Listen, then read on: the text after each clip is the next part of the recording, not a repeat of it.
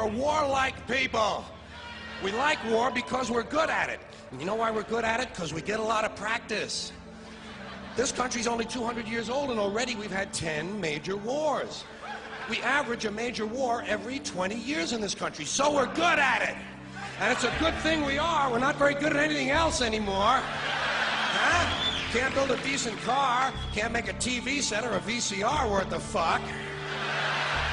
Got no steel industry left, can't educate our young people, can't get health care to our old people, but we can bomb the shit out of your country, all right? Especially if your country is full of brown people. That's our new job in the world, bombing brown people.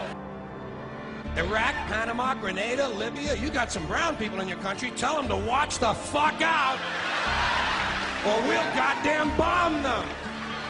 Well, when's the last white people you can remember that we bombed? Can you remember the last white, can you remember any white people we've ever bombed? The Germans, those are the only ones, and that's only because they were trying to cut in on our action. They wanted to dominate the world. Bullshit, that's our fucking job! Now, you probably noticed I don't feel about that war the way we were told we were supposed to feel about that war, the way we were ordered and instructed by the United States government to feel about that war. My mind doesn't work that way.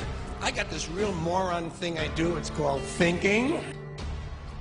And I'm not a very good American because I like to form my own opinions. I don't just roll over when I'm told to. Sad to say, most Americans just roll over on command. Not me. I have certain rules I live by. My first rule, I don't believe anything the government tells me. Nothing. Zero. Nope. And I don't take very seriously the media or the press in this country, who in the case of the Persian Gulf War were nothing more than unpaid employees of the Department of Defense, and who most of the time function as kind of an unofficial public relations agency for the United States government. So I don't listen to them, I don't really believe in my country, and I gotta tell you folks, I don't get all choked up about yellow ribbons and American flags. I consider them to be symbols, and I leave symbols to the symbol-minded.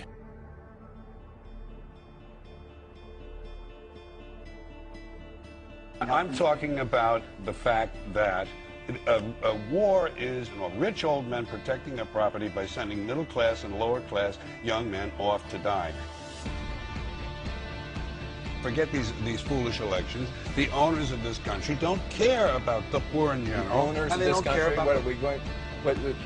Is this Karl Marx talking to me? The owners of this country are the voters of this country. You're wrong about that, my friend. Aren't the owners of this country the voters in this country who elected George Carlin? Not. Listen, for politics, these elections are a charade. It is a charade. Okay. It is. They are meant to. Well, I'll tell you. Listen. Just listen for a minute. Learn a little something. The elections and politicians are in place in order to give Americans the illusion that they have freedom of choice. You don't really have choice in this country. All the things that are important, reduced in choice.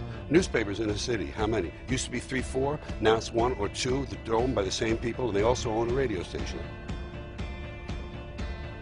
Give these people a voting day every year so that they'll have the illusion of meaningless choice.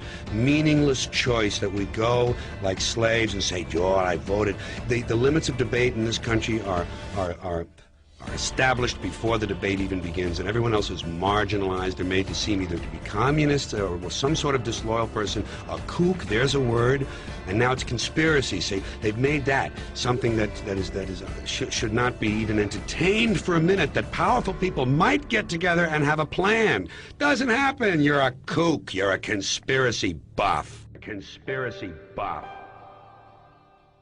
Not as a result of a conspiracy, but because... You don't need a formal conspiracy when interests converge. These people went to the same universities and fraternities. They're on the same boards of directors. They're on the same country clubs. They have like interests. They don't need to call a meeting. They know what's good for them, and they're getting it. And there used to be 7 oil companies. There are now 3. It will soon be 2. The things that matter in this country have been reduced in choice. There are 2 political parties. There are a handful of insurance companies. There are about 6 or 7 information things. But if you want a bagel, there are 23 flavors because you have the illusion.